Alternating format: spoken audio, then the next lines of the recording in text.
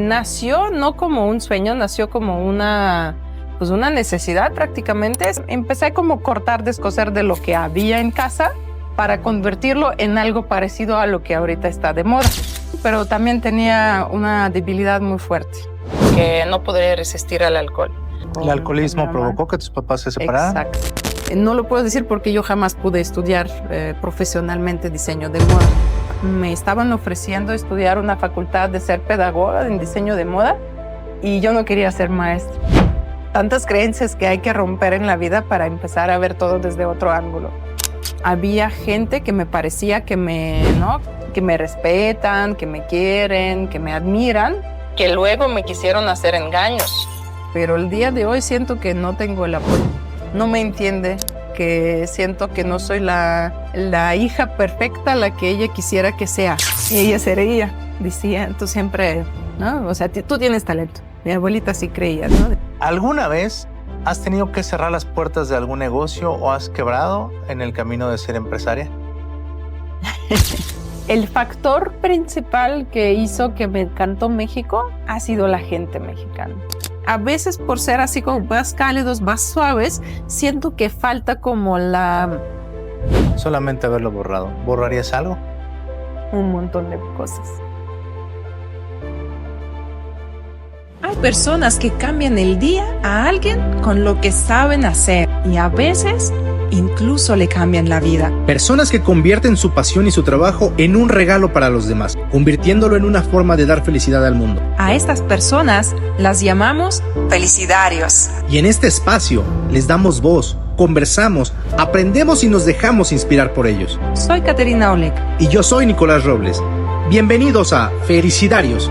Un podcast para recordar que dar felicidad a otros es una forma de transformar al mundo.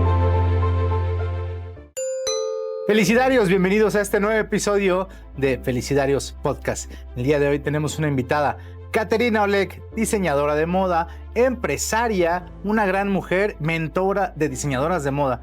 Pero te la quiero presentar. ¿Cómo estás, Caterina? Bienvenida. Ay, qué presentación tan oficial. Muchas gracias por esta idea que nació juntos, ¿no? Y que ya varias personas nos han preguntado, ¿no? ¿Por qué no nos entrevistamos uno al otro? Así que muy agradecida y feliz de poder tener este espacio y de poder compartir un poco de todo lo que hemos vivido para aportar a la vida de otros. Ok, y justo la presentación sí es la oficial y te quiero preguntar, ¿quién es Caterina Oleg? El día de hoy yo soy, creo que esa persona la que todo el tiempo se está aprendiendo, se está capacitando y agradezco a la vida que en algún momento me dijo, tienes que seguir aprendiendo porque siento que tenía una idea de que vas a la escuela, ¿no? Como que aprendes todo lo que te están enseñando, terminas, te capacitas en lo que, ¿no? En lo que te gusta y trabajas toda la vida en eso. Y entonces como que no veía que es necesario seguir aprendiendo y seguir capacitándose. Entonces, gracias a que la vida me enseñó que sí hay que seguir aprendiendo y gracias a las personas que se me han topado en ese camino, tanto con buena influencia como con mala influencia, me han hecho ver y abrir los ojos a que descubrir mayor potencial de mí es posible cambiar la vida, no solo la mía, sino que incluso de otras personas. Y el día de hoy, Caterina Oleg ya como es una mujer una mujer creadora que no solamente crea los vestidos, ¿no? Que crea su propia vida, tanto en personal, en profesional y en el impacto, porque creo que es lo que al principio no lo veía, ¿no? Como que puedo incluso hacer estos cambios en otros y el día de hoy lo estamos haciendo. Entonces, en 2 palabras, Caterina Oleg es una mujer que descubrió que hay posibilidad de ampliar su potencial. Es muy profundo ese mensaje. ¿Cómo hoy eres diseñadora de modas, pero cómo nace este sueño por ser diseñadora de modas? Wow, el sueño, me encantaría decir, es que siempre he soñado, lo vi en algún lado, pero creo que nació no como un sueño, nació como una pues una necesidad prácticamente, sin saber que en algún futuro sería diseñadora. Solamente lo que no quería es usar ropa usada, la que nos tocaba, ¿no? De la ropa de segunda mano, de nuestros primos mayores o de lo que el gobierno nos regalaba como apoyo para la familia pobre. Y al usar esa ropa, uno olía siempre a ese como jabón o champú como fuerte, ¿no? El que se desinfecta, y no sé si hay alguien que nos escucha y lo entiende de lo que estoy hablando, porque una ropa nueva que tú compras tiene un olor muy lindo y una ropa usada tiene un olor de un jabón así súper fuerte. Y ese jabón no se quitaba con nada, aún con muchas lavadas, o sea, con nada. Entonces, de alguna manera, si traes ropa usada, ya la gente que estaba cerca y olía, y si sabía, ya sabía que es ropa usada, aunque se veía bien. Entonces, como esa sensación de, ¿no? Usar esta ropa que huele a este jabón tan fuerte, o usar la ropa que ya no tiene la misma percepción, ¿no? O sea, ya tiene bolitas ¿no? en la tela. Eso generaba una incomodidad muy fuerte en mí como niña. Más que nada cuando fui a la primaria, porque siento que en el kinder no sentía la diferencia, tal vez porque niños crecen rápido y entonces la ropa sí cambia y todavía no está tan destruida o afectada, pero en la primaria es donde mucho sentí pues esa sensación de ser diferente, pero por no poder ser como todos, no poder comprar ropa en las tiendas normales o no poder comprar incluso ni siquiera en el bazar. Yo recuerdo que en mi ciudad hay un como lugar para bazar y tenía como los puestecitos, y entonces siempre íbamos dando vueltas en todos los caminitos de este bazar para ver qué hay como nuevo, cuáles son como las tendencias, ¿no? De la ciudad, pero a comprar íbamos a las líneas que están atrás, que era justo el second hand, la segunda mano, ¿no? Donde la ropa ya estaba así aventada, todo en como montañas, ¿no? De ropa, y ahí andabas buscando, rascando eso. Y eso era un estilo ya de vida. O sea, de estar buscando quién regala, quién vende muy barato, ¿no? Y como que siempre con esa sensación de necesidad, ¿no? Y pues la verdad, nada de pensar de cómo me veo bonito ni nada de eso, ¿no? Y eso es lo que generó como este deseo de parecer a los demás. O sea, ni siquiera era, pues quiero ser diferente, quiero ser maravillosa, hacer prendas increíbles. No, era solamente querer parecer a los demás, como todos, como cualquier niña del salón. Entonces, cuando yo veía que de repente venía alguna tendencia de algún tipo de vestido, de alguna blusa, teníamos una máquina de costura doméstica, así una, ¿no? Chiquita, la que hace solo costura recta y zigzag. Y empecé como cortar, descoser de lo que había en casa para convertirlo en algo parecido a lo que ahorita está de moda. Obviamente jamás salía exactamente igual, porque siempre era pues diferente tela, diferentes acabados y todo eso. Entonces salía más como destacado, salía más original que lo que ya estaba en tendencia. Y me empezaron a preguntar los niños, ¿no? Como, ¿dónde lo compraste? ¿En qué tienda? Etcétera, etcétera. Y yo con toda la pena del mundo decía que pues yo lo hice, ¿no? Porque me encantaría decir que lo compré e incluso llevarlos y decir en esa tienda, ¿no? Porque creo que la validación en ese entonces también era importante para mí. Pero no, decía yo lo hice. Y poco a poco la sensación de pena se convirtió en una sensación de orgullo.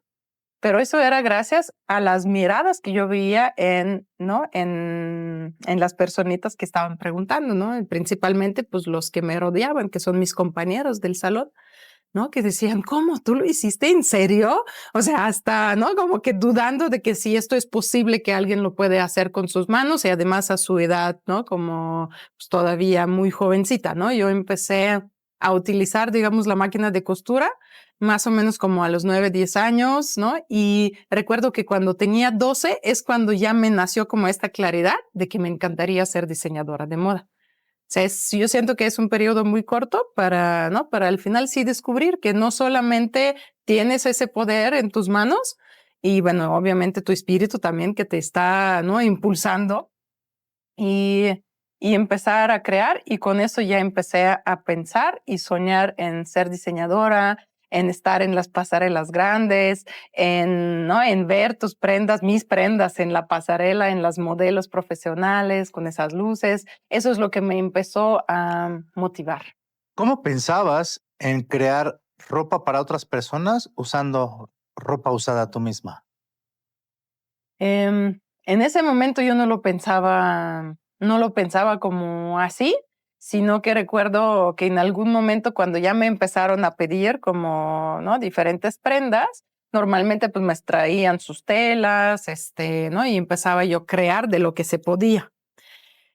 Pero no era, o sea, yo entendía que al hacer ropa solamente lo que me piden, no me descubre como diseñadora, sino que pues es como más reflejar nada más la idea, ¿no? Y aquí no quiero decir que es malo ser costurera, ni malo ser diseñadora, ni malo ser modista, nada, pero hay como diferentes ¿Niveles? roles ahí, ¿no? Yo diría que son roles, ni siquiera son niveles, ¿no? Porque, o sea, un diseñador necesita ahí de la costurera y de la modista, y modista necesita del diseñador, o sea, como que es todo el conjunto, ¿no? Pero aquí en este caso yo quería ser diseñadora, la que crea, la que pone ideas, la que inventa, ¿no? Yo siento que esta creatividad que vive dentro de cada uno, o sea, en mí surgen bastante, ¿no? O sea, siento que necesito experimentar, ¿no? Como que, bueno, pues a veces también me ves, ¿no? Viendo ahí cómo combinan los materiales, a ver si implementamos algo nuevo que todavía no se ha utilizado y así.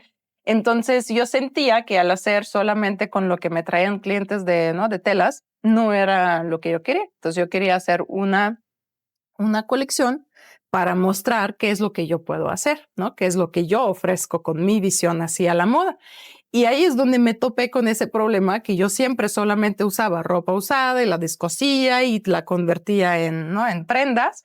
Y aquí necesitaba hacer ropa nueva, porque obviamente si la quería vender, no la podría vender o sea, usando telas usadas o ropa usada, ¿no? Entonces, eh, esta fue como mi primer reto del mundo de la moda, es hacer esta colección, conseguir dinero para poder, pues para poder presentarla y vender, que eso es lo que yo sentía, que hago la colección y la vendo en ese instante.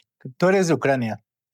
¿Consideras que el vivir en este país, el haber crecido en este país de Europa, ayudó a que tu elección o tu profesión como diseñadora de modas fuera mejor? ¿O tú crees que hay más limitaciones conforme a cómo conoces hoy la cultura latinoamericana? Wow, es buena pregunta porque siento que, o sea, uno es el entorno en el que creces, otro es el país, ¿no? Porque, o sea, el entorno, a veces yo digo, pues cuando yo vivía en Ucrania era así, cuando vivo en México es así, pero es también muy diferente porque, por ejemplo, yo vivía en una ciudad muy pequeña de 37,000 habitantes. Y ahora estamos en la ciudad, una de las más grandes del mundo. Entonces, obviamente, también se percibe diferente solo por tamaño de la ciudad, no solamente del país, ¿no? Sino que, entonces, y además, pues ya dentro de esa ciudad pequeña también, pues habían niveles socioeconómicos muy buenos y habían muy bajos, ¿no? Que, por ejemplo, yo soy de una familia muy sencilla, en lo que tú sabes, ¿no? Mi mamá pues siempre ha buscado como conseguir algún trabajo, pero con su educación ella tenía una especialización como muy específica de hacer ciertos elementos para maquinarias. Y en mi ciudad no había ninguna fábrica, ninguna industria que podría aceptarla con esa profesión, pero pues ella lo aprendió porque en tiempos de Unión Soviética mandaban a las personas a estudiar a cualquier parte de toda la Unión Soviética, algo muy específico, y luego te estaban ofreciendo trabajo ahí. Pero como ella estudiaba pues en una ciudad que no quería quedarse ahí, pues ella regresó, ¿no? a su ciudad de donde creció de niña y ahí pues ya no consiguió ese trabajo. Entonces siempre trabajaba en cosas pues los más básicos, ¿no? Donde había posibilidad de ganar algo de dinero. Y mi papá era muy talentoso, era profesionalmente tornero, que podría ser que pues realmente una fábrica puede funcionar gracias a un detallito de metal que él sabía fabricar. Pero lo que pasaba que, ¿no? A pesar de tener justo este don y talento, y era muy, como decían, maestro de manos doradas, podría hacer pues lo que quieres, o sea, le enseñas algo y lo podría copiar, ¿no? Y cosas de madera, cosas de metal, dibujaba increíble, pero también tenía una debilidad muy fuerte, que no podría resistir al alcohol. Y la gente que estaba alrededor no ayudaba porque sabían que eso hace daño, pero lo provocaban aún más, ¿no? Lo invitaban a tomar una copa, un shot, etcétera, etcétera. Entonces eso pues lo ha bajado bastante y eso obviamente ha afectado al estado familiar en el que estábamos, ¿no? Provocó luego el divorcio ¿El con mi alcoholismo mamá. provocó que tus papás se separaran? Exacto. El alcoholismo provocó completamente de que los papás se separaron. Nosotros vivíamos todavía con la ilusión de que algún día él va a dejar de tomar y va a regresar con nosotros, ¿no? Como niños siento que ese era nuestro, ¿no? Nuestro deseo. Pero regresando a lo que estábamos hablando justo, cómo el país ayudó o no ayudó. Yo nací cuando la Unión Soviética justo ya se estaba ¿no? desbaratando. Y siento que lo bueno que he recibido de ahí, que sí la especialización, por ejemplo, en la costura, en la cocina, en ¿no? carpintería, en la tornería, en cosas que puedes hacer con tus manos para los niños, ha sido abierto desde la escuela. O sea, nos estaban enseñando a coser, cocinar a las mujeres y a los hombres carpintería, tornería y todo eso, electricidad y así, desde los 9 años. O sea, desde el tercero de la primaria. Entonces, siento que eso es un beneficio muy grande porque desde pequeña estás aprendiendo que con tus manos puedes ganar, ¿no? O sea, ya puedes hacer algo. O sea, obviamente no te enseñan cómo cobrarlo bien ni nada de eso, pero empiezas a practicarlo ya desde pequeña y para ti ya no se te hace difícil poder hacer algo con tus manos. Y siento que también existe por ser en ese entonces un país como con estándares altos, ¿no? En calidad, pues te vuelves muy exigente, ¿no? O sea, yo recuerdo que yo hacía alguna prenda, por fuera se veía bonita y mi mamá decía, pero mira, aquí la costura está chueca, mira, aquí no coincide, ¿no? Entonces mi mamá también tenía pues esta perfeccionista, ¿no? Dentro de sí y me lo inculcó también a mí, ¿no? Porque dije, pues sí, puede ser bonito y no solo bonito, sino que bien hecho. ¿No? Entonces, yo creo que esta parte sí es algo que agradezco profundamente, la determinación también, o sea, como que la competitividad de decir sí se puede. O sea, obviamente también muchas veces yo sentía que cuando estamos compitiendo, lo que estaba observando, al tener más hambre, como que compites más, ¿no? Te sacas como más poder propio para poder lograr todo lo que quieres y para poder ganar, más que solamente tener mejores resultados, sino que sí querer ganar, ¿no? O sea, querer en ese momento ser mejor que otros. Entonces, eso es lo que agradezco. Y lo que siento que a lo mejor no tengo mucha como experiencia para decir que tan bien estaba desarrollado el mundo de diseño, por ejemplo, ahí. No lo puedo decir porque yo jamás pude estudiar profesionalmente diseño de moda. Yo quería ir a estudiar diseño de moda. Me estaban ofreciendo estudiar una facultad de ser pedagoga en diseño de moda y yo no quería ser maestra. Y hoy eres maestra. Y hoy soy maestra. ¿Por qué no querías ser maestra? Yo creo que tiene que ver solamente con la percepción. Tantas creencias que hay que romper en la vida para empezar a ver todo desde otro ángulo. Yo veía a las maestras que saben mucho, em, muchas veces no lo saben transmitir bien, que no se respetan mucho por los alumnos y ganan muy poco. Y entonces, de alguna manera, yo sentía que, o sea, aunque sea una maestra muy talentosa, pues estaba asignada a tener un sueldo fijo mínimo y aguantar todos los gritos de los niños y malos comportamientos y luego estar revisando exámenes en la noche. Como que esa perspectiva No lo querías. no lo quería. Y sí, el día de hoy que puedo decir soy mentora y soy maestra de diseñadoras de moda, de las emprendedoras, incluso pues ya de no solamente en la moda, sino que en el mundo digital en general de los negocios, veo cómo es completamente posible compartir tus conocimientos sin ser esa típica maestra, ¿no? De la escuela con el palo enfrente, ¿no? Del pizarrón. Pero sí, en ese entonces yo sí sentía que yo no quería ser maestra, entonces a este instituto yo no fui, aunque me estaban invitando, tenía una gran oportunidad. Tal vez incluso si regresaría ahora al pasado y podría aceptarlo, tal vez iría, pero en ese momento yo no lo veía como oportunidad, tenía muy claro que no quiero ser maestra y fui a estudiar diseño, pero diseño como más de diseño publicidad, diseño de interiores, exteriores, que no tenía que ver con la moda, pero cuando teníamos siempre diferentes proyectos, siempre le metía ahí justo lo que tenía que ver con la moda, ¿no? Si teníamos que hacer un proyecto de un logotipo, pues desarrollaba mi logotipo de mi marca. En ese entonces la llamé Catrín.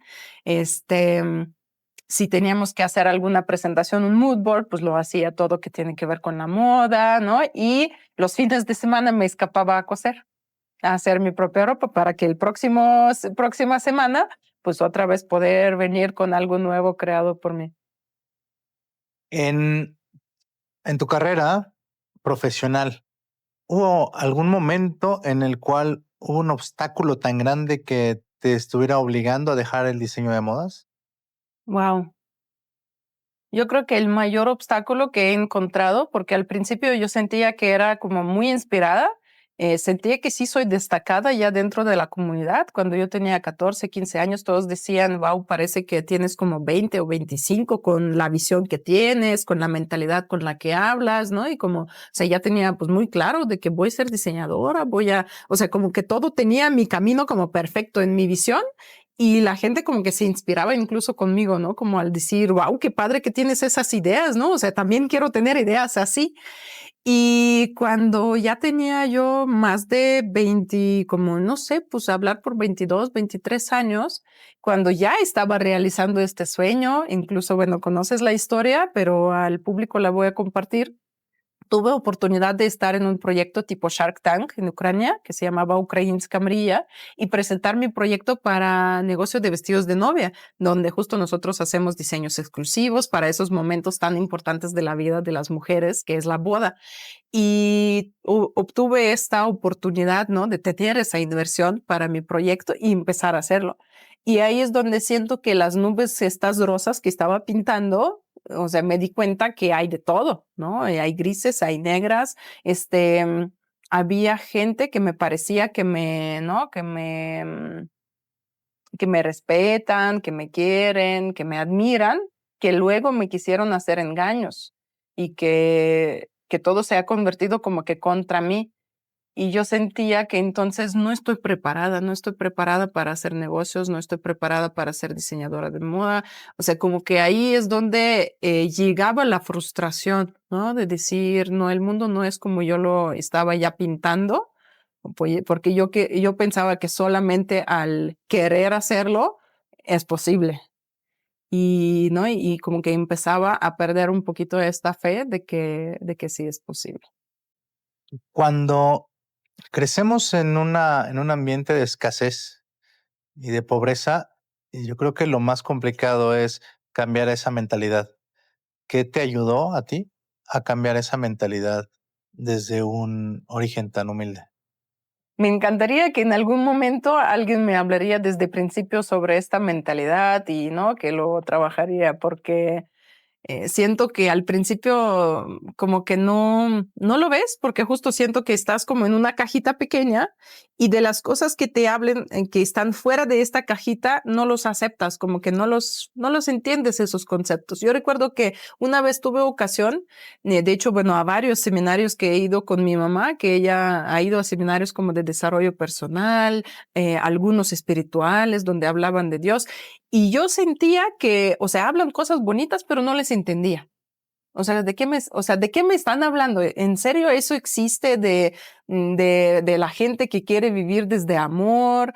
¿En serio existe posibilidad ¿no? De ayudar a estar más tranquilos solo mandando amor a una persona, ¿no? Como energéticamente, o sea, como que todo era nuevo.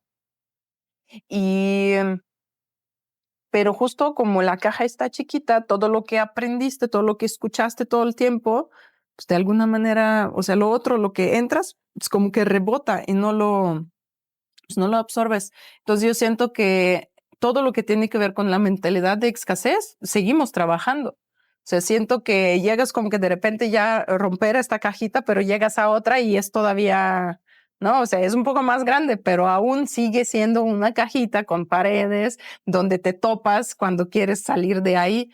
Entonces, pues, ¿cuánto tiempo me he tardado? Pues toda mi vida estoy tardando ¿no? En salir de esta cajita. Siento que sí, muchas cosas van como en el mismo círculo, pero lo que me he dado cuenta que justo cuando hablamos que andamos en círculos, no es un círculo solamente. Si lo ves arriba es un círculo, pero si lo ves de costado es como una espiral que va subiendo. O sea, entonces las situaciones sí se están repitiendo, pero tú ya estás en un nivel más alto. Entonces ya no reaccionas exactamente igual que antes, no te afecta igualmente que antes, pero sigues repitiendo como que los mismos patrones. En el entorno familiar en el que te encontrabas, no sé, tu círculo más cercano, ¿te apoyaban con esta decisión de querer ser diseñadora de modas? En mi círculo yo lo veo así. Por ejemplo, mi bisabuelita, que se llamaba igual que yo, Caterina, ella decía, bueno, si sabes coser, siempre vas a tener para pan y mantequilla, ¿no? Que pan y mantequilla es como ya es vivir bien, porque si no vives bien no puedes comprar mantequilla, solo tienes pan, ¿no? Y yo decía, pero quiero con queso, ¿no? Y ella se reía, decía, tú siempre, ¿no? O sea, tú tienes talento. Mi abuelita sí creía, ¿no? Decía, tú tienes talento. A ver, dice, a ver, ve ahí en el closet, hay unas sábanas, ¿no? Que son nuevecitas. A ver, checa si alguna tela te sirve para hacer algo. Entonces, siento que ahí sí me apoyaban, cuando venía a la casa de mi abuelita, donde estaba mi bisabuelita y abuelita, la mamá de mi papá, tenían una máquina, pero de estas que son con los pies, tienes que hacer, ¿no? Como este ejercicio de que es de estos, ¿no? De Singer, que son todavía antiguas. Y aunque era una máquina muy difícil de, ¿no? Como de aprender y utilizar, y obviamente ya con facilitación de las otras como más, ¿no? Más modernas, era más sencillo, pues eso no me limitaba, ¿no? Al final sí las usaba y sí, mi abuelita sí de repente decía, pues mira, ahorita hay tiempo libre, si quieres puedes ir a coser algo, ¿no? Entonces y ella además era muy, hacía bordados muy bonitos, esos típicos ucranianos, que es con punto cruz.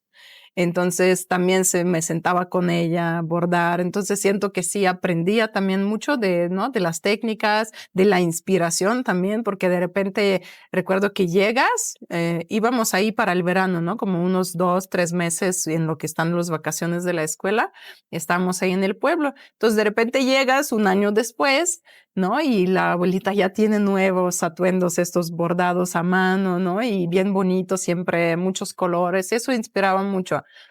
Y en el caso como de mi casa a casa, pues estaban felices que yo encontré algo que puedo hacer con mis manos. La verdad que sí. Las tías, por ejemplo, algunas que sabían coser, pues decían, no vas a ganar mucho, pero siempre vas a tener, ¿no? Como dinero. Entonces, eso de alguna manera también me alentaba porque decía, bueno, pues ya no estoy 100% dependiendo nada más de alguien, sino que ya yo puedo tomar como mis propias decisiones. Entonces, sí, mira, creo que no me han preguntado sobre eso. O sea, sí, más adelante, ya cuando empecé a hacer negocio, pues habían personas que decían, eso no es para mujeres, ¿no? O sea, pero no solo hablando de la moda, sino que en general de los negocios, ¿no? Eso no es para mujeres, no lo ¿Tus puedes papás hacer. qué opinaban de que te dedicaras profesionalmente a la moda? Em, Cuando yo quería estudiar, justo, ¿no? Que es el tema que estaba compartiendo un poquito, yo investigué de las universidades, ¿no? Que hay en Ucrania que se dedican a la moda y yo quería, sí, estudiarlo bien, ¿no? Enfocado en la moda. Entonces, mi mamá tenía un amigo que su hija ha estudiado justo en una de estas universidades y ella estaba en la Facultad de Diseño de Moda y estaba becada. en esa, ¿no? En esa sección, porque eso es lo que yo me esperaba. Yo siempre estudiaba bien, tenía muy buenas calificaciones y, ¿no? Y las tenía porque sí estaba trabajando en eso, o sea, sí aprendía, ¿no? Y si algo no aprendí me daba vergüenza y luego lo estudiaba y lo, ¿no? Como lo mejoraba y todo. Y cuando pues ella preguntó, ¿no? Cómo está la situación a su amigo, ¿no? Para que comparta, porque pues justo cuando ya conoces a alguien que ya lo está haciendo, pues es más fácil, ¿no? Y él compartió que dijo, ni siquiera te metes ahí. Así le dijo y pues con lo que yo supe es porque la universidad es demasiado corrupta, que las buenas calificaciones tienen solamente los que pagan, los que traen todo el tiempo sobornos y cosas así. Y como pues nosotros al final sí tenemos esos valores, ¿no? Y yo diría inculcados, que no puedes robar, no puedes sobornar, ¿no? O sea, como que esto es muy claro para nosotros. Y yo también sabía, y mi mamá sabía, que no aguantaríamos recibir una calificación baja porque no quiero llevar un soborno, ¿no? Entonces, en esa etapa quedamos, ¿no? Que a esa universidad no voy a ni siquiera intentar, porque decían, pues los que pagan un montonal de dinero que no hay forma de pagarlo nosotros, y si intentas ir a la becaria, pues ese es tu camino, que entonces no te van a respetar, e incluso en vez de ayudarte, esta universidad te va a fundir, ¿sí? Fundir, si es correcta la Sí. palabra. Hundir, ¿no? Entonces, todavía recuerdo que investigué de la otra, fui a visitarla también, que era como una universidad más chica, era más como privada, y pues estaba en un lugar maravilloso, en una ciudad Lviv, que se llama, es una ciudad hermosa, antigua de Ucrania, y también me compartieron todos los precios y todo, y pues me di cuenta que por un mes solamente de esta escuela, mi mamá tenía que pagar como un año de su sueldo. Wow. O sea, era imposible estudiar. Era imposible.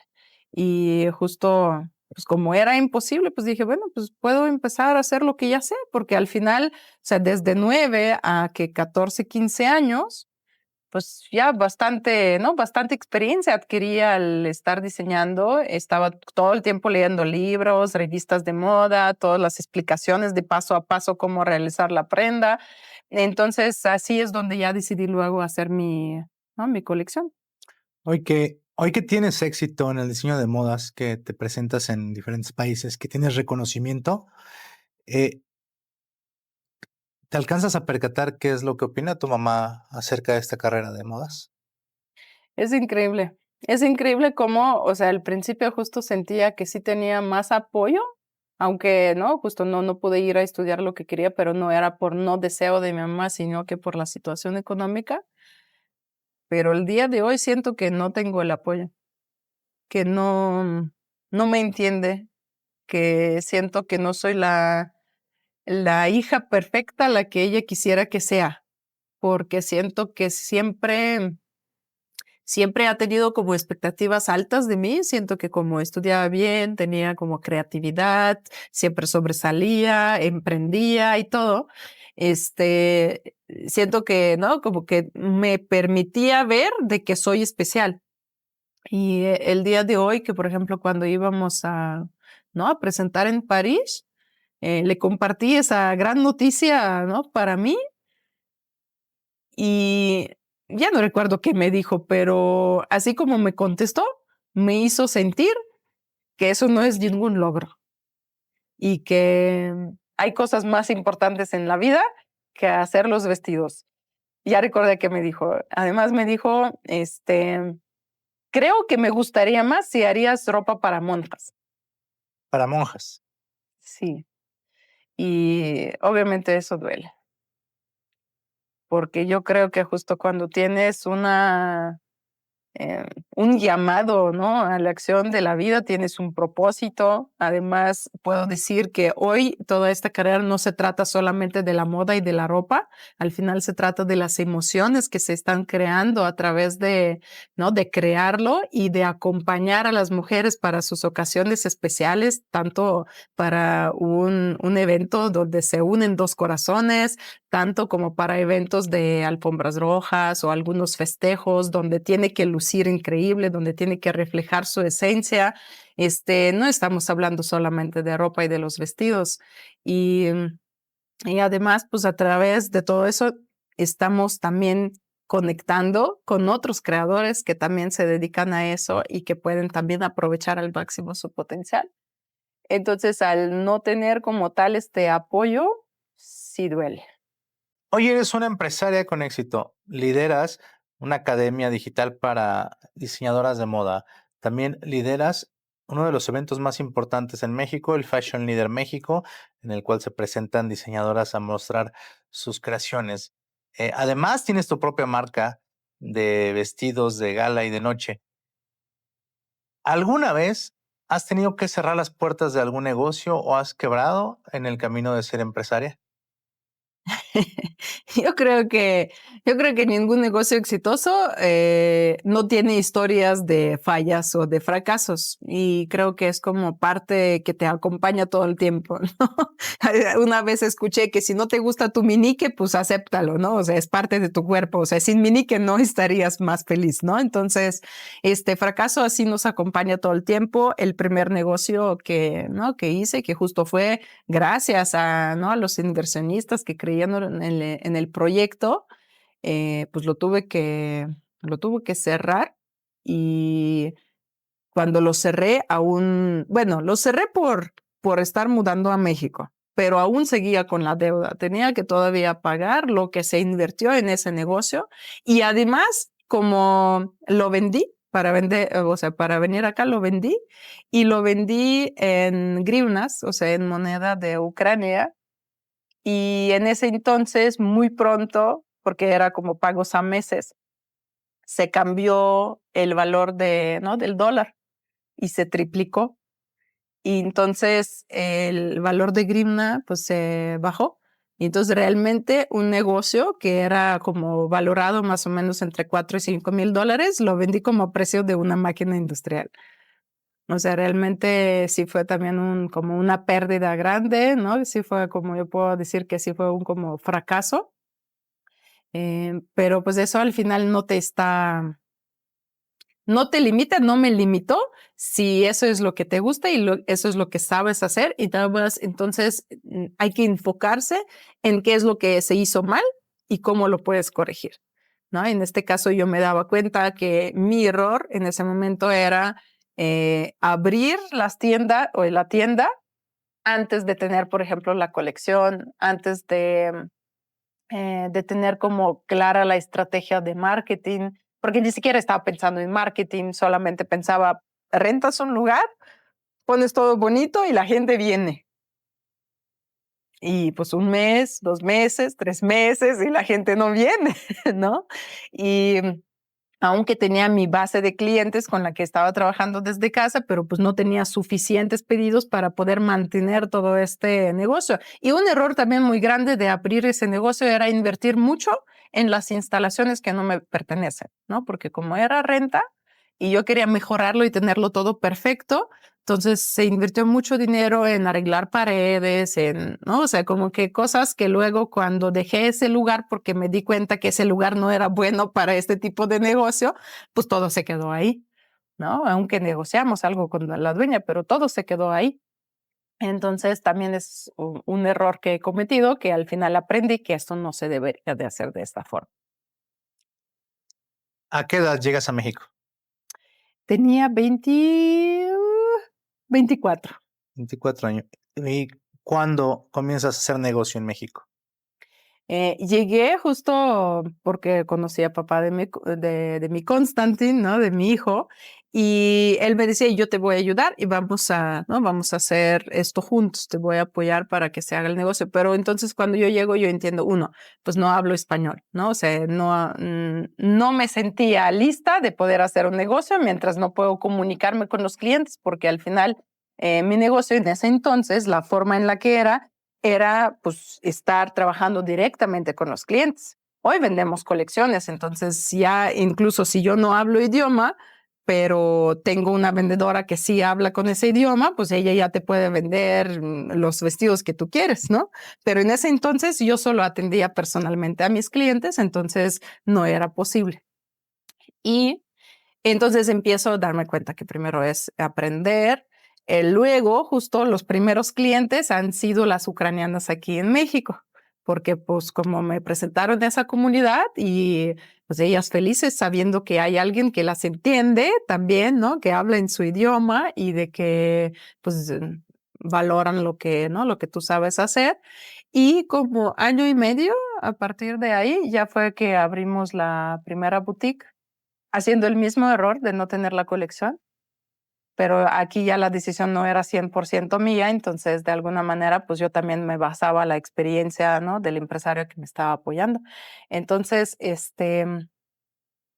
así fue como el segundo inicio, ¿no? De la boutique de los vestidos de novia. Bien, ¿llega algún punto en que ese negocio cierra? Cierra cuando estaba yo embarazada esperando a Constantin, dije, ok, ahorita yo paso prácticamente más de la mitad ¿no? del tiempo en el taller para que el negocio funcione. Entonces, trabajando con un equipo de 4 personas, atendiendo a las personas que vienen a la tienda, atendiendo el taller, arreglando el trabajo, organizando el trabajo. Y aún así, estaba como el negocio o sea, llegando a ceros prácticamente, ¿no? Porque eran mucha entrada, pero también mucha salida de dinero. Entonces, me daba cuenta que yo necesito delegar la parte ahora mía de ese trabajo porque entendía que al tener el hijo no voy a poder estar, al tener un bebé, no voy a estar todo este tiempo en el taller. Entonces necesito delegar. Y incluso intenté, ¿no? A delegar esa parte y busqué varias personas profesionales que podrían sustituirme, digamos, pero en ese entonces justo también salió lo que estamos comentando, esa preparación la que yo tenía de mi país me dio oportunidad de ver de que las cosas se pueden hacer rápido y con buena calidad.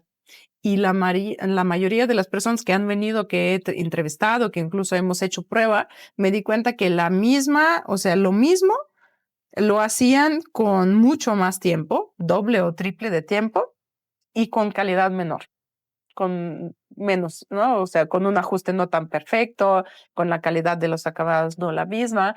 Entonces ahí es donde tomamos la decisión de que sí vale la pena cerrarlo, ¿no? Y no darle vida como para que siga, para no, pues sí, para ya ya no generar las pérdidas, porque me daba cuenta que no era posible.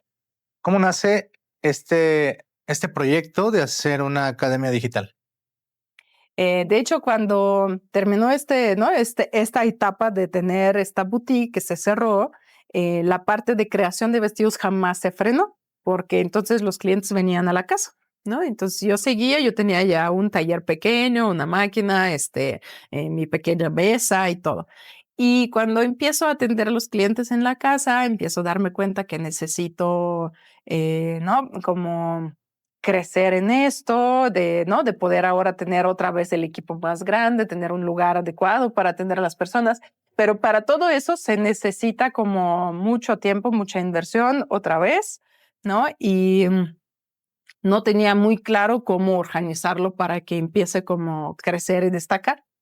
Y en estar también, o sea, más tiempo en casa, pues constantemente estaba también escuchando diferentes seminarios, podcasts. Y recuerdo, sí, una vez estaba escuchando a una psicóloga que ella era como experta en relaciones ¿no? Y algo así. Y ella hablaba algo de mencionar también, o sea, mencionaba también de que un infobusiness te da libertad, ¿no? O sea, yo en ese entonces no tenía idea clara qué es infobusiness, pero ella compartió que ella vive en Dubái y que, ¿no? Y que era ucraniana, si no me equivoco, o tal vez de Bielorrusia, pero bueno, yo sabía que es de las tierras cerca ¿no? De las mías. Y que entonces, y fácilmente puede mantener como su negocio, puede mantener todos sus viajes y todo lo que necesita. Y me sembró una semillita de idea, ¿no? Porque como yo también estoy lejos de mi casa, de mi país, yo decía, sería increíble poder poder tener un negocio que mientras yo viajo a visitar a mi familia, porque justo me tocó que yo fui a visitar a mi familia durante 2 meses y en esos 2 meses no pude generar nada porque no pude hacer ni un vestido, ¿no? Entonces todo era, o sea, como que todo lo que ganaste en unos meses, pues lo vas y allá lo gastas y otra vez tienes que regresar a trabajar para ganar dinero. Entonces con esa idea dije, pues sería maravilloso que mientras yo estoy viajando a visitar a mi familia, yo pudiera tener también algún ingreso, ¿no? Y porque se me hacía lógico de que si tienes algo digital, un producto digital, lo puedes expandir. Eso era solo el deseo propio. Pero de ahí, cuando nació esta pequeña idea, hasta que lo empecé a implementar, ha sido un cambio, o sea, enorme, porque no lo empecé a implementar por mí. Y eso es algo que muchas veces hoy los que hacen negocio digital no lo entienden. No lo haces por ti. No tienes suficiente motivación. O sea, sí quieres, pero como que siempre se queda para después. Cuando entendí que eso, lo que yo sé el día de hoy, puede ayudar a otros a tener la calidad de vida diferente, ahí es donde las cosas empezaron a moverse con otra energía, con otro ritmo, con otra percepción de ese valor que tú puedes dar a la gente, ¿no? Porque yo en ese momento pues sentía, pues a lo mejor qué hacer, un ebook, ¿no? O sea, como que no era claro. Pero cuando ya empecé a capacitarme, ya empecé a buscar, de hecho eso sucedió por la pandemia, porque a fuerza ya tenía que dejar de hacer vestidos por un tiempo. Cuando llega la pandemia, tenía alrededor de 50 vestidos en proceso, todos apartados con un anticipo. Y entonces llega la pandemia y uno por uno empiezan a cancelar. Bueno, cancelar las bodas. Y me empiezan a decir, pospusimos, espera, todavía no necesito el vestido. Se quedaron muchos vestidos pendientes sin pagar cuando ya estaban incluso terminados. Y pues entendí que algo tengo que hacer para que cambie, ¿no? Esta realidad, porque pues no era nada divertido, porque incluso en ese momento invertí en un nuevo local.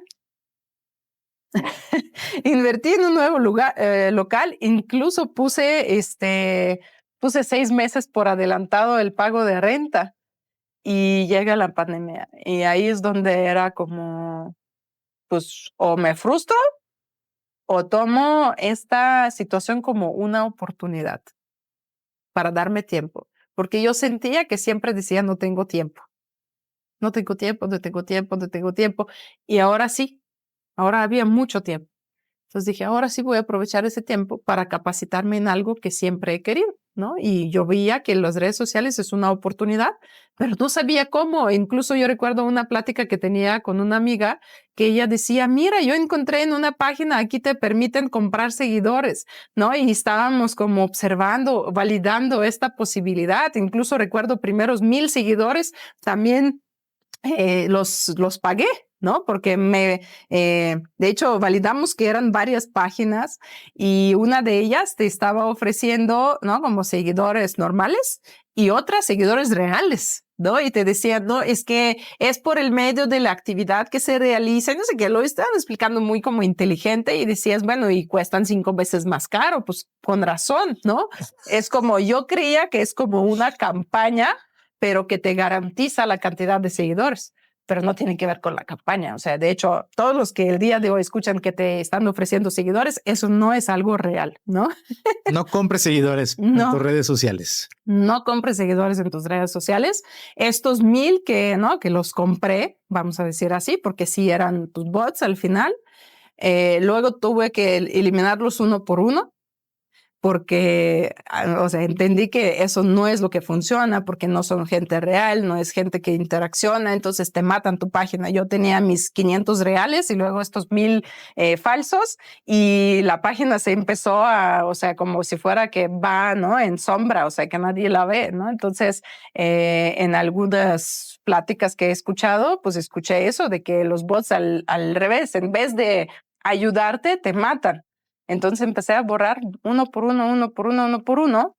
Y justo como estaba en una capacitación como de redes sociales y todo eso, que hoy es todo muy familiar, pero en ese momento todo era nuevo, pues me doy cuenta que el contenido que yo he subido no agrega valor a las personas, que no es valioso para nadie, por eso a nadie no le interesa. Entonces empecé a cambiar la perspectiva de todo lo que hago y empecé a hacer el contenido genuino, el contenido que sí es valioso. Empecé a leer e interactuar con el público, leer comentarios, leer mensajes, y así aprendí qué es lo que realmente también buscan y así empezaron a crecer también las redes sociales. Y obviamente eso gracias también a los mentores, a los capacitadores, a los eventos que he ido para conectar con personas que tienen éxito, y he descubierto tantas cosas nuevas que no he conocido que me han hecho crecer muchísimo más rápido. Yo recuerdo el primer crecimiento, pero real, orgánico, ha sido en un mes 42,000 seguidores. Hoy tienes 700,000 seguidores. ¿Cuál es la fórmula para llegar a esos números? Si tuviéramos que hacer una fórmula para llegar a los 700,000, ¿no? 700,000 seguidores, yo pondría primero el valor, el que tienes para la gente, no el tuyo, sino que lo que tienes para la gente. Segundo, sumando la constancia, sumando la calidad de contenido y sumando el propósito de vida. Eso sería el resultado para llegar a ¿no? A este público, porque además yo creo que justo este público es diferente porque sí es gente enfocada también en su crecimiento. O sea, ya no es cualquier también público que nada más se entretiene con los videos divertidos. Son gente que se está capacitándose. Teniendo más de 700,000 seguidores en tus redes sociales y miles de alumnos en lo que tú enseñas, ¿qué es lo que te emociona al enseñar a hacer negocios a las personas? Wow. Me emociona cuando me comparten, mira, hoy ya pude vender mis prendas más caro o hoy pude viajar con mi familia a un lado, ya sea para presentar o solamente para disfrutar como vacaciones que antes no me lo permitía por falta de tiempo o por falta de organización de mi negocio. Siento que eso es lo que me emociona mucho porque ni siquiera se necesita decir por qué, solamente lo siento, ¿no? Se eleva la energía cuando escucho esos comentarios. ¿Qué significa para ti vivir en abundancia? Muy buena palabra. Yo recuerdo que escuché por primera vez la palabra abundancia, que era izabilie, ¿no? En ucraniano, cuando estábamos, bueno, en ruso, cuando estábamos en un seminario con personas que están, ¿no? Constantemente en capacitación en meditaciones, en trabajar en ¿no? En su espíritu. Y escuché esa palabra y como que me llamó atención que no estamos hablando de riqueza como tal, estamos hablando de algo que es más allá que solamente la riqueza. Y abundancia el día de hoy para mí es eso, o sea, es riqueza, es armonía, es la paz, el estado de plenitud. Eso para mí es abundancia. O sea, de poder estar viviendo en amor, en ese estado de sí, de plenitud, de poder compartir, de poder convivir, de poder permitirte también de tener ciertos elementos de lujo y sí, ser una persona feliz con lo que hace, aportando el valor a otras personas. Eso sería vivir en abundancia para mí y gracias a Dios, todos los días lo estamos construyendo cada vez más. ¿Qué le dirías a una persona que le apasionan la moda, por una parte, y por otro lado, los negocios digitales, pero que el día de hoy no tiene los recursos para comenzar un emprendimiento? Para resumirlo rápido, porque eso es lo que hacemos justo en todas las mentorías que estoy dando. Siento que para que una persona en el mundo de la moda puede prosperar, tiene que darse cuenta de que si es buena en esto, pero sin ser demasiado crítico, autocrítico, porque siento que a veces no nos apreciamos nuestro propio potencial. Porque en mi caso lo empecé a hacer sin dudar porque lo necesitaba. O sea, era como obligatorio. O lo haces o no te quedas conforme con lo que no te gusta, ¿no? Pero en este camino muchas veces dudo de mí como diseñadora. muchas veces. Entonces sí reconocer de que eres buena en algo, pero sin ser demasiado crítica contigo, porque con tiempo se te puede desarrollar ese, ¿no? Como ese talento, ese don, y puedes encontrarlo a través de estar experimentando. Y dos, sí observarlo como un negocio, o sea, no verlo como nada más un hobby o pues algo X, o sea, sí prepararse seriamente. Si ya esto es lo que eliges para tu vida, prepárate con las herramientas que tienes, porque sí, yo no tuve oportunidad de estar en la universidad, pero tuve una escuela de vida en el emprendimiento con mi negocio y todos estos retos que se me han presentado, que creo que han sido muy buenos para poder convertirse a quien soy el día de hoy. Y entonces prepararse en eso seriamente y ser disciplinado y dejar de poner excusas a ese sueño que tienes. O sea, como que no puedes dejarlo. Tienes que trabajar en eso, tienes que apasionarte con eso y salir adelante con ese sueño que tienes y cumplirlo, porque al final nadie más te lo va a cumplir, solo tú. El día de hoy tienes alumnos en todo alrededor del mundo. Sin embargo, el porcentaje más alto habla español, lo que es muy chistoso porque su idioma de origen es el ucraniano. Eh, pero la pregunta es, sobre todo, mayormente mexicanos. La pregunta es, a ti como extranjera, ¿cómo te ha tratado México y cómo te ha tratado la gente mexicana? El, el factor principal que hizo que me encantó México ha sido la gente mexicana. Y tantas personas que, o sea, sin conocerte, ya te abrazan tu alma y te hacen sentir bien. Con tiempo me di cuenta también que hay este lado un poco más, mm, y yo siento que es pequeña debilidad, pero también depende cómo cada quien lo elige. Siento que por ser tan como amables, felices, como que, ¿no? Como contentos, porque ya ves que dicen a la gente ucraniana que es más como fría, ¿no? Y así, y aquí puedo decir que la gente es más cálida. A veces por ser así como más cálidos, más suaves, siento que falta como la rigidez de tomar la decisión y ser fiel a esa decisión. Compromiso. Sí, o sea, siento que las personas que he como perdido en el camino de, ¿no? Que de colaboraciones y así, ha sido solamente porque no han podido como ser fieles con ese compromiso que tenían al principio, ¿no? Y entonces, como que o sea, te dejan y sienten que ya con lo que aprendieron de ti o así ya pueden hacer un negocio exitoso millonario y no, ya lo pueden hacer por propia cuenta, pero siento que eso tiene que ver con que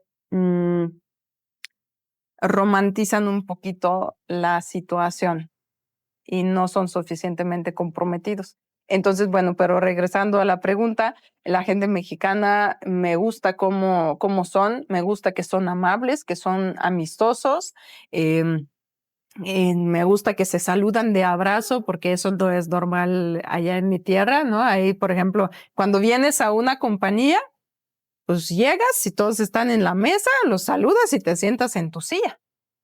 No te acercas a nadie para abrazar, para preguntar cómo estás. Y aquí cómo es, media hora todos saludándose entre sí hasta que se sientan ya en la mesa, ¿no? Entonces, pero siento que esa parte me gusta porque conectas más con las personas, ya no hablas solamente directamente a las cosas, ¿no? A lo que viniste, sino que te conectas más con la persona que está detrás ¿no? de esta carita.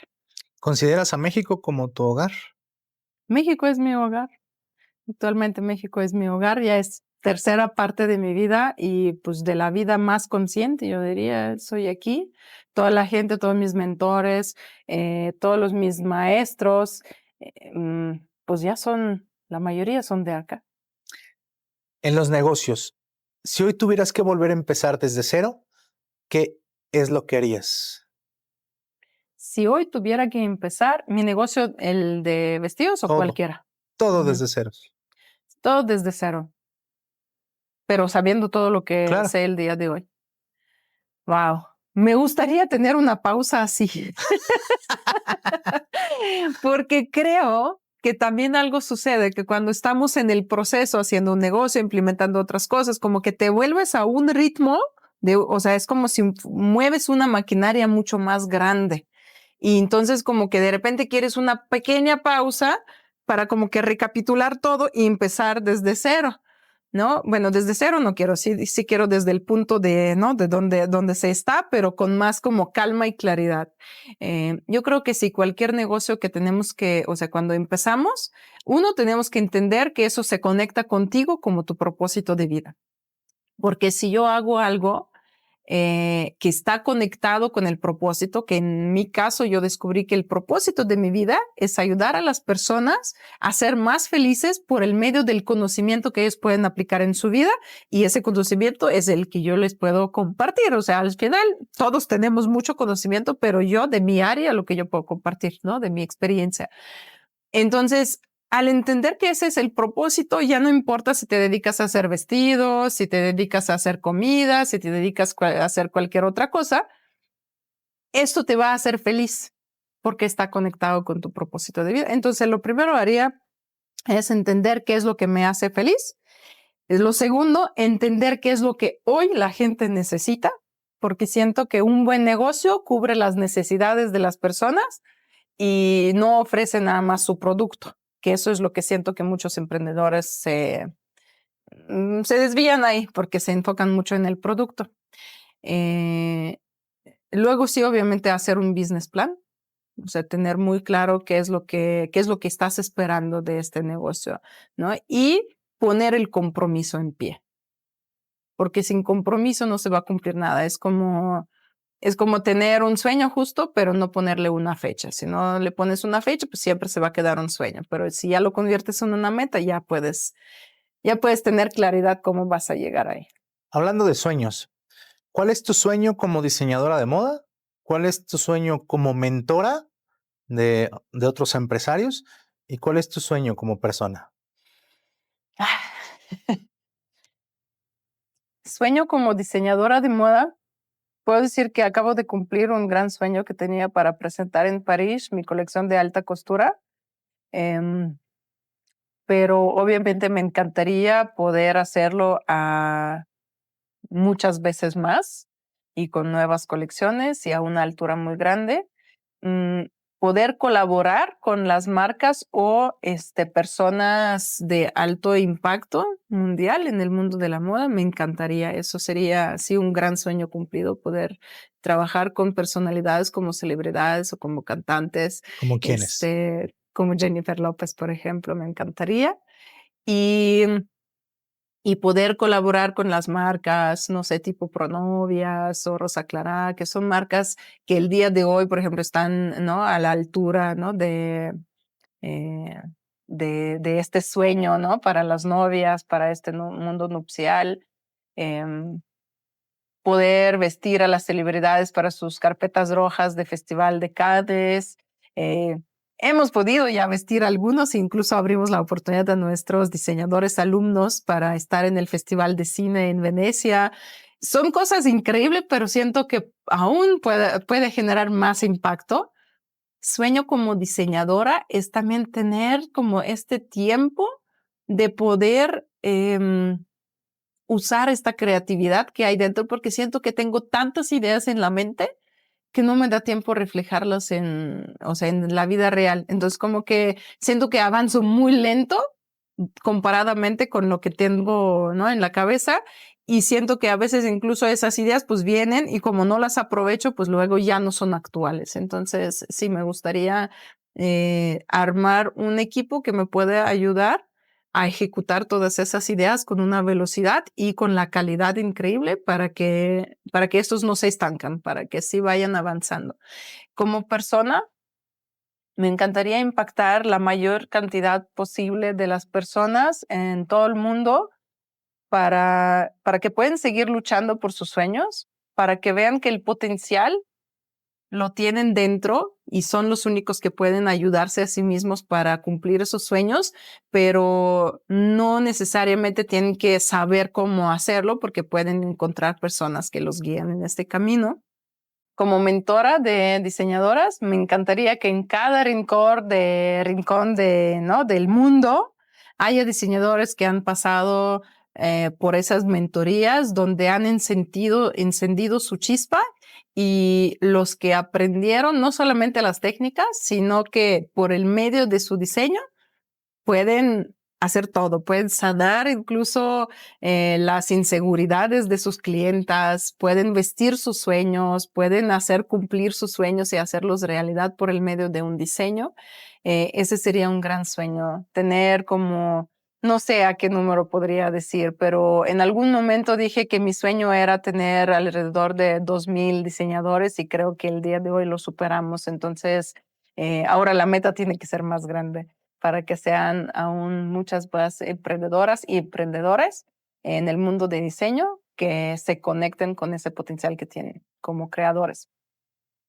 Y la meta personal es obviamente desarrollarme aún más como mamá, como esposa, poder vivir en armonía, construir la vida de nuestros sueños como familia, donde obviamente nos estamos acompañando, donde estamos apoyando tanto a los sueños de nuestros hijos como también a nuestros, uno al otro, para poder llegar a tener esa vida feliz a través de todo lo que estamos haciendo. ¿Qué mensaje te gustaría compartir con la audiencia?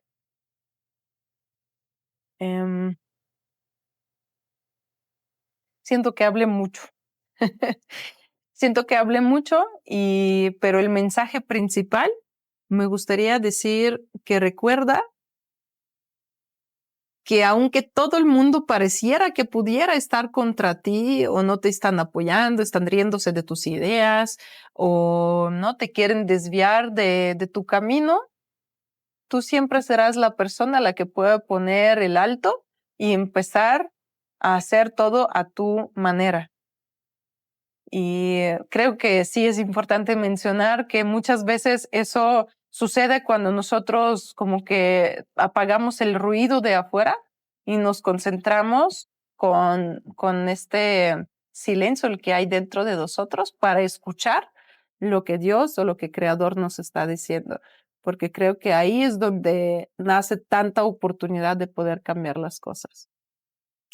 Si tuvieras oportunidad de tomarte una pastilla y cambiar algo de tu vida, borrarlo, sin que eso afecte lo que eres hoy, la experiencia y los conocimientos y haberlo vivido, solamente haberlo borrado, ¿borrarías algo?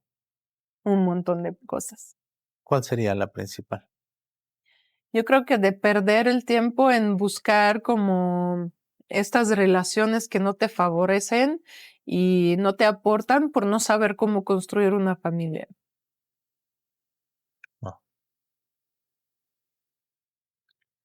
Increíble esta entrevista. Te agradezco estar en tu espacio, en permitirme entrevistarte, también por tantas personas que han querido escucharte más allá de la entrevista, sino compartirte.